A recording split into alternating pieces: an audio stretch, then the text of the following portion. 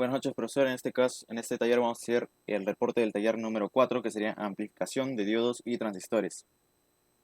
Pasamos con la actividad número 1, en la cual nos indica rectificador de media onda y de diodo conmutador de conmutación, en el cual graficamos este gráfico o este diagrama, y con ayuda de un protobar y sus elementos realizamos el diagrama, y con ayuda de un osciloscopio medimos la onda, en la cual podemos apreciar que el diodo no deja pasar la señal negativa y solo deja pasar la señal positiva, como podemos apreciar en el gráfico.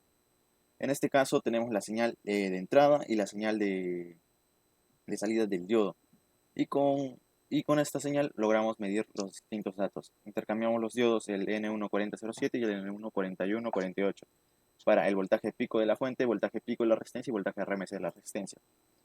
Muy bien, para la actividad número 2 realizamos un rectificador de onda completa, en lo cual realizamos la graficación o el planteamiento de este diagrama eléctrico, y como lo podemos apreciar acá durante el taller.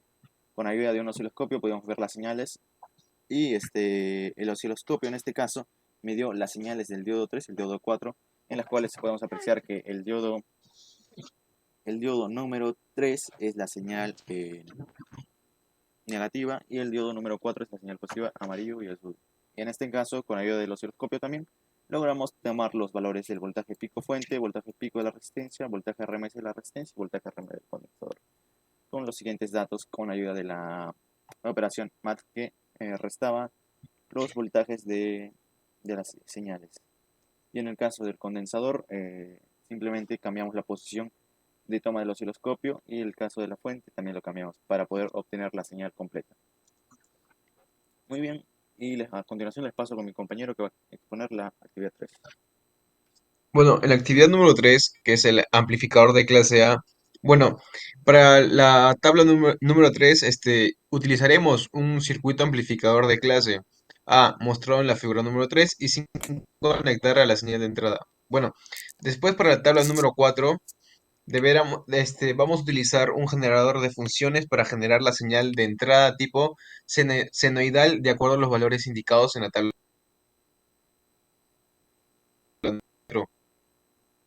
Y en este caso vamos a utilizar un osciloscopio para completar los valores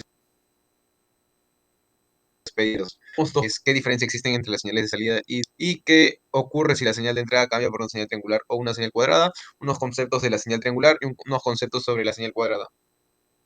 Bueno, en este circuito amplificador, en la tabla número 3, vamos a encontrar resistencias, vamos a encontrar condensadores y transistores, lo cual nosotros lo vamos a conectar a la fuente de 12 voltios a 0.013 amperios, y vamos a realizar las mediciones, en este caso de primero el voltaje de la resistencia 1, que tenemos 10.95 voltios, voltaje de la resistencia 2, que tenemos 0.913 voltios, el voltaje del conector emisor, que tenemos 6.34 voltios, el voltaje de la resistencia 5, que tenemos 350.2 milivoltios. Bueno, acá puede ver en la imagen, tiene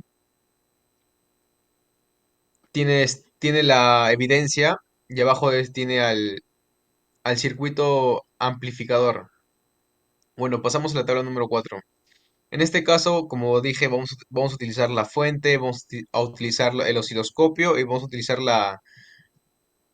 el generador de funciones. Bueno, y acá tiene la placa, ¿no? Donde se encuentra el condensador, transistor y resistencia.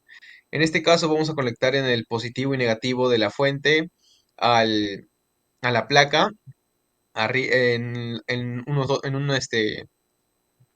las partes laterales vamos a conectarlos.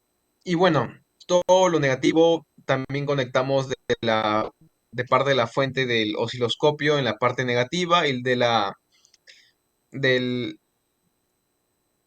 y el generador de funciones también, la parte negativa, para la parte negativa. Bueno, en la parte positiva, con el gancho lo conectamos delante del condensador, y el otro lo ubicamos, la parte positiva, adelante del transistor. Y después vamos a realizar las mediciones del voltaje pico de salida, ¿no? Que en este caso tenemos el voltaje pico de entrada que nos dan a unos 100 milivoltios a 1 kilohercio. Y en este caso nosotros vamos a ubicar esto en el generador de funciones y el voltaje pico de salida nos saldría a 7.24 voltios, teniendo una ganancia de 72.24 voltios. Bueno, para nosotros calcular la ganancia vamos a dividir voltaje de salida sobre voltaje de entrada. Después para la segunda tabla, 100 milivoltios a 100 kilohercios, nos sale que un voltaje pico de salida a 6.99 voltios, ganancia 69.9 voltios. Voltaje pico de entrada a 1 voltio a 1 kilohertz. El voltaje pico de salida nos sale a 8.38 voltios. La ganancia 8.38 voltios.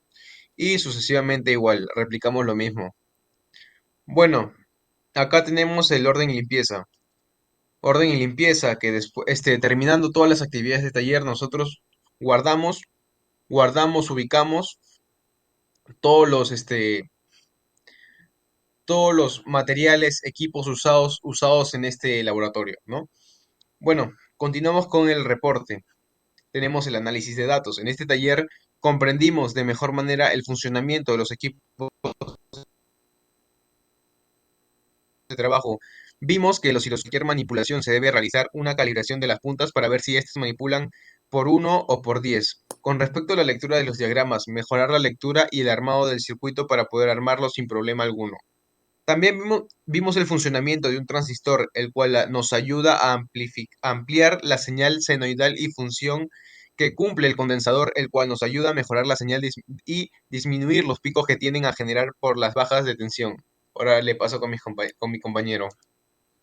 Muy bien, interpretación de resultados. Como pudimos apreciar en la actividad número 1, el diodo de altas frecuencias tiende a dejar pasar un poco de voltaje negativo. Además de eso, vimos que el diodo elimina la zona negativa y la zona positiva de una onda senoidal dependiendo de la posición del diodo o la polarización, mejor dicho. También comprobamos la variación de las señales de entrada y la señal de salida en la actividad 1, donde podemos apreciar que el diodo eh, supone un consumo de 0.7 voltios en el circuito mediante el osciloscopio. Vimos que los condensadores pequeños tienden a explotar y los condensadores grandes cuentan con un seguro en la parte superior en forma de X que ayuda a liberar la presión que se acumula dentro del condensador para disminuir los daños que pueda generar. Muy bien, y eso sería todo por nuestro informe. Muchas gracias y nos vemos en una próxima.